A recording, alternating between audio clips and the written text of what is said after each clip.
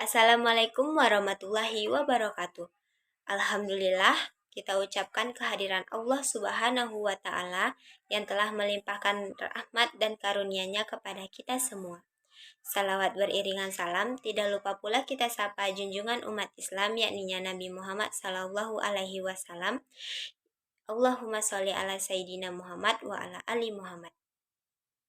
Sebelumnya saya mengucapkan terima kasih kepada dosen pengampu mata kuliah dasar-dasar ilmu pendidikan yaitu Ibu Fetrieni MPD dan Ibu Agnes Fitria MPD yang sudah memberikan kesempatan kepada kami untuk tampil presentasi.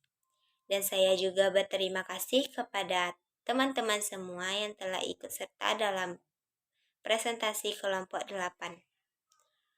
Saya Sakia Ramadina dengan NIM 220535154 dari Prodi Pendidikan Ekonomi yang akan bertugas sebagai moderator dalam presentasi kelompok 8 kali ini.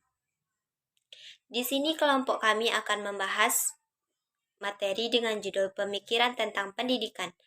Namun, tentunya saya tidak sendiri. Saya ditemani oleh rekan-rekan saya yaitu Indah Zalnia Dayani, Atika Zahara, dan Indah Ramadhani Alfitri yang akan berpresentasi pada kesempatan kali ini.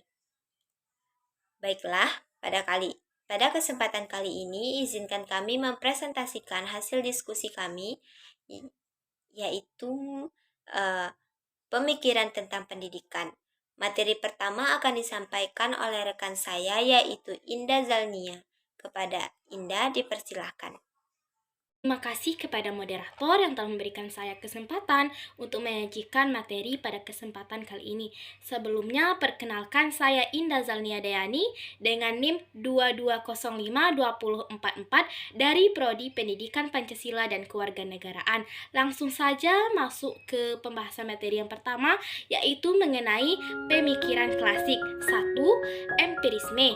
Aliran ini menganut paham yang berpendapat bahwa segala pengetahuan, keterampilan, dan sikap manusia dalam perkembangannya ditentukan oleh pengalaman yang dikenal dengan empiris, nyata melalui dengan alat indera, baik secara langsung berinteraksi dengan dunia luar maupun langsung berinteraksi dengan proses pengolahan dalam diri dari apa yang didapatkannya secara langsung. Joseph 2006. Nah, jadi segala kecakapan dan pengetahuan terbentuk dan ditentukan oleh pengalaman, sedangkan pengalaman didapatkan dari lingkungan atau dunia luar yang melalui indera, sehingga dapat dikatakan lingkungan yang membentuk perkembangan manusia atau anak didik, bahwa hanya lingkunganlah yang mempengaruhi perkembangan anak. Selain daripada itu juga, pemikiran empirisme oleh para tokohnya memberikan sumbangsih pada pengembangan bidang keilmuan. Di antaranya, contohnya John Locke menyumbangkan ilmu sosial dan metode ilmiah. Kemudian George Berkeley menyumbangkan ilmu fisika, matematika, dan teologi. Dan yang terakhir itu David Hume menyumbangkan ilmu sejarah dan sains. Demikianlah penyajian materi dari saya. Selanjutnya saya kembalikan kepada moderator. Baiklah, materi selanjutnya nativisme.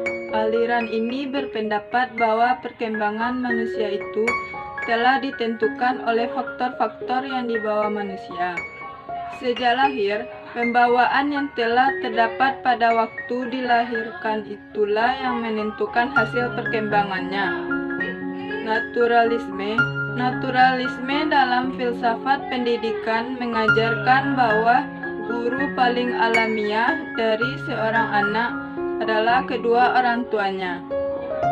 Oleh karena itu, pendidikan bagi penganut paham naturalis perlu dimulai jauh hari sebelum proses pendidikan dilaksanakan. Paham naturalisme memandang guru tidak mengajar subjek, melainkan mengajar murid. 7 prinsip dalam proses pendidikan beraliran naturalisme. 1. Pendidikan harus menyesuaikan diri dengan alam. Yang kedua, proses pendidikan harus menyenangkan bagi anak didik. Yang ketiga, pendidikan harus berdasarkan spontanitas dan aktivitas anak. Yang keempat, memperbanyak ilmu pengetahuan merupakan bagian penting dalam pendidikan. Yang kelima, pendidikan dimaksudkan untuk membantu perkembangan fisik sekaligus otak. Yang keenam, praktik mengajar adalah seni menunda. Yang ketujuh, metode instruksi dalam mendidik menggunakan cara induktif. Sekian dari saya. Perkenalkan, nama saya Indah Ramadhani Elfitri dari Prodi Pendidikan Ekonomi akan membacakan materi selanjutnya, yaitu tentang konvergensi. Menurut teori, konvergensi adalah A. Pendidikan mungkin dilaksanakan. B. Pendidikan diartikan sebagai pertolongan yang diberikan lingkungan pada anak didik untuk mengembangkan potensi yang baik dan mencegah perkembangan potensi yang buruk. C. Yang membatasi hasil pendidikan adalah pembawaan dan lingkungan. Aliran konvergensi pada umumnya diterima secara luas sebagai pandangan yang tepat dalam memahami tumbuh kembang manusia. Meskipun demikian, terdapat variasi pendapat tentang faktor mana yang paling menentukan tumbuh kembang itu. Selanjutnya, B. Pemikiran baru tentang pendidikan. 1. Pengajaran alam sekitar. A. Dengan pengajaran alam sekitar ini, guru dapat memperagakan secara langsung. B. Pengajaran alam sekitar memberikan kesempatan sebanyak-banyaknya agar anak aktif. C. Pengajaran alam sekitar memungkinkan untuk memberikan pengajaran totalitas. D. Pengajaran alam sekitar memberikan kepada anak bahan apresiasi intelektual yang kokoh dan tidak verbalitas. E. Pengajaran alam sekitar memberikan apresiasi emosional karena alam sekitar mempunyai ikatan emosional dengan anak. 2. Pengajaran pusat perhatian. Pengajaran pusat perhatian dirintis oleh Ovi de Minat dan de Crowley 1831 sampai 1932 dari Belgia. Dengan pengajaran pusat perhatian. Yang ketiga ada sekolah kerja. Gerakan sekolah kerja dapat dipandang sebagai titik kulminasi dari pandangan-pandangan yang mementingkan bahwasanya pendidikan keterampilan harus ditekankan sedini mungkin. Hal ini bertolak dari pandangan bahwa pendidikan itu tidak hanya demi kepentingan individu saja, melainkan berkewajiban untuk menciptakan warga negara yang baik. Ada tahap-tahap dalam mencapai tujuan tersebut. Pertama, tiap orang adalah pekerja dalam sebuah lapangan jabatan. Mereka memiliki tanggung jawab dan tugasnya masing-masing agar dapat mencapai tujuan yang sama. Yang kedua, tiap orang wajib menyumbangkan tenaganya untuk kepentingan bersama atau kepentingan negara. Dalam menunaikan kedua tugas tersebut, haruslah selalu diusahakan semaksimal mungkin, agar dengan jalan itu tiap warga negara ikut membantu mempertinggi atau menyempurnakan kesetiaan dan keselamatan negara.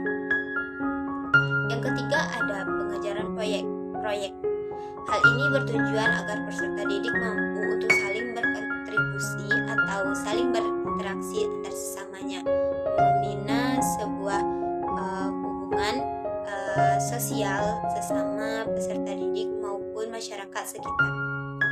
Yang keempat ada homeschooling. Homeschooling merupakan jalur pendidikan yang dilakukan di rumah dan dengan ruang lingkup internal atau juga disebut dengan informal, yang hanya melibatkan masyarakat sekitar dan orang tua.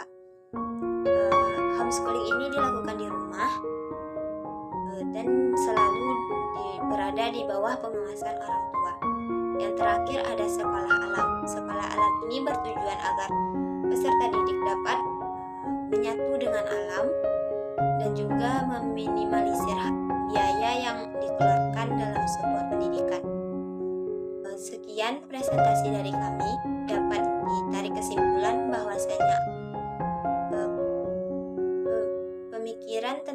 pendidikan memiliki aliran-aliran klasik. Aliran-aliran klasik ini yang adalah aliran realisme, nativisme, naturalisme, dan konvergensi. Sampai saat ini, aliran-aliran tersebut masih sering digunakan walaupun terus berkembang sesuai dengan perkembangannya zaman. Selain itu juga terdapat pemikiran-pemikiran baru tentang pendidikan, diantaranya pendidikan alam, sekitar, pengajaran pusat perhatian, dan sekolah kerja. Namun selain tiga hal ini masih banyak pemikiran baru yang muncul mengenai pendidikan. Sekian presentasi dari kelompok 8. Saya selaku moderator memohon maaf atas segala kesalahan dan kekurangan. Burung dara burung cendrawasih bisa dicari dulu di Papua. Sekian, terima kasih, semoga bermanfaat bagi kita semua. Saya sudahi dengan Assalamualaikum warahmatullahi wabarakatuh.